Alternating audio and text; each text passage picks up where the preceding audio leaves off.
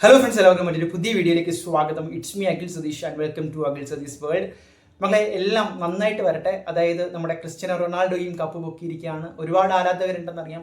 നിങ്ങളുടെ ഈ ഒരു നെയ്റ്റ് ജേണിയും, അതായത് നിങ്ങൾ സ്വപ്നം കാണുന്ന ഈ ഒരു ഡോക്ടർ ആവാനുള്ള MBBS ജേണിയിലേക്കുള്ള ചവിട്ടുപടിയാണ് നിങ്ങളിപ്പോൾ എഴുതി റിസൾട്ടിന് വേണ്ടി കാത്തിരിക്കുന്നത്. അതും നന്നായിട്ട് വരട്ടെ, ഹൃദയത്തിൽ നിന്നാണ് പറയുന്നത്. കാരണം ഞാനും ഇത്തരത്തിൽ റിപ്പീറ്റ് ചെയ്യാൻ, അതായത് ഈ ഒരു പാതയിലേക്ക് പോകണമോ എഞ്ചിനീയറിംഗിലേക്ക് പോകണമോ എന്ന് കൺഫ്യൂസ്ഡ് ആയിരുന്നിട്ട് ഫൈനലി CET എഞ്ചിനീയറിംഗ് അഡ്മിഷൻ കിട്ടിയ വ്യക്തിയാണ്.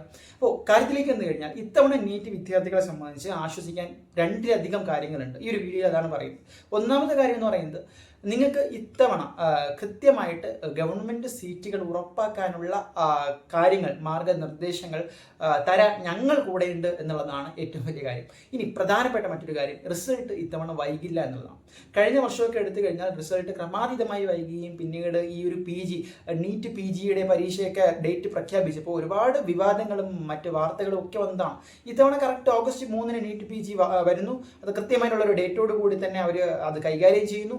അതുപോലെ തന്നെ ഇപ്പോൾ നീറ്റ് UG പരീക്ഷ നിങ്ങൾക്കുള്ള റിസൾട്ടും വൈകില്ല എന്ന വാർത്തകൾ തന്നെയാണ്. അങ്ങനെ വന്നു കഴിഞ്ഞാൽ, റിസൾട്ട് ഓൺസ് പബ്ലിഷ് ചെയ്ത് കഴിഞ്ഞാൽ ഇതിൻ്റെ പ്രൊസീജിയേഴ്സും വളരെ വേഗത്തിൽ തന്നെ നടക്കും. അത് ഇൻഷ്യൂർ ചെയ്യാൻ അതുമായി ബന്ധപ്പെട്ട നീറ്റ് നടത്തുന്ന ഏജൻസികൾ ഇപ്പോൾ ഉത്തരവാദിത്തോടു കൂടി മുന്നോട്ട് വന്നിട്ടുണ്ട് എന്നുള്ളതാണ് ഏറ്റവും പ്രധാനപ്പെട്ട കാര്യം. അതോടൊപ്പം ഈ ഒരു സമയത്ത് നിങ്ങൾക്ക് ചെയ്യാൻ പറ്റുന്നത്, ഈ നീറ്റ് നിങ്ങൾക്ക് എക്സ്പെക്റ്റഡ് ആയിട്ടുള്ള ഒരു മാർക്ക് ഉണ്ടല്ലോ, പ്ലസ് അതിൻ്റെ കൂടെയുള്ള ആ കഴിഞ്ഞ വർഷത്തെ കട്ട് ഓഫ്, അതായത് അത് രണ്ടും കൂടി വെച്ച് ഒരുപാട് നിങ്ങളെ തെറ്റിദ്ധരിപ്പിക്കുന്ന തരത്തിലുള്ള വീഡിയോകൾ വരുന്നുണ്ട്. അത് ഒരു ഭാഗത്ത് നിൽക്കട്ടെ. പക്ഷേ നിങ്ങൾക്ക് സ്വന്തമായിട്ട് എന്ത് ചെയ്യാൻ പറ്റുമെന്ന് കഴിഞ്ഞാൽ, നിങ്ങൾ ഉദ്ദേശിക്കുന്ന റാങ്ക്, അതായത് നിങ്ങൾ ഉദ്ദേശിക്കുന്ന ആ ഒരു മാർക്ക് എത്രയാണോ അതിനനുസരിച്ചുള്ള കട്ട് ഓഫ് റാങ്ക് നോക്കുക.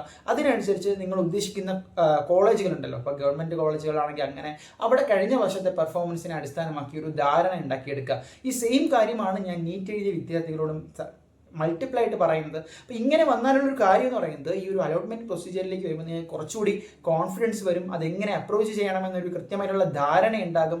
അത് കഴിഞ്ഞ് ഈ റിപ്പീറ്റേഴ്സിനെ ആണെങ്കിൽ നമുക്കറിയാം, ഒരു മൈൻഡ് സെറ്റ് ഇത്തവണയെങ്കിലും കിട്ടണമെന്ന് വിചാരിച്ചാണ് നിങ്ങൾ ഓരോരുത്തരും ഇരിക്കുന്നതെന്ന് എനിക്കറിയാം. അപ്പോൾ നിങ്ങൾ എഴുതി കഴിഞ്ഞപ്പോൾ തന്നെ ഒരു കോൺഫിഡൻസ് ഉണ്ടാകും. ഇനി ഈ നിങ്ങൾക്ക് ഇഷ്ടപ്പെട്ട ചോയ്സ് ഒന്നും കിട്ടിയില്ല എങ്കിലാണ് ഔട്ട്സൈഡ് കേരള, പിന്നീട് സെൽഫ് ഫിനാൻസിങ് ആ ഒരു ഓപ്ഷനിലേക്ക് പോകേണ്ടത്. അപ്പോൾ അല്ലാതെ നമ്മൾ ബ്ലൈൻഡായിട്ട് പോയി ഏതെങ്കിലും ഒരു കോളേജുകളിൽ ഈ ഒരു വാല്യുബിൾ ആയിട്ടുള്ള കോഴ്സ് പഠിക്കാമെന്ന് പറഞ്ഞുകൊണ്ട് അലോട്ട്മെന്റിനെ സമീപിക്കരുത്. കൃത്യമായിട്ടുള്ള ധാരണയും പ്ലാനിങ്ങും വേണം എന്നാണ് നിങ്ങളോട് പറയാനുള്ളത്. റിസൾട്ടുമായി ബന്ധപ്പെട്ട, കട്ട് ഓഫുമായി ബന്ധപ്പെട്ട കൂടുതൽ വാർത്തകൾ ഓൺ ദ വേ ആണ്. തീർച്ചയായിട്ടും കാത്തിരിക്കാം. മറ്റൊരു വീഡിയോ ആയിട്ട് കാണാം. ടാറ്റ.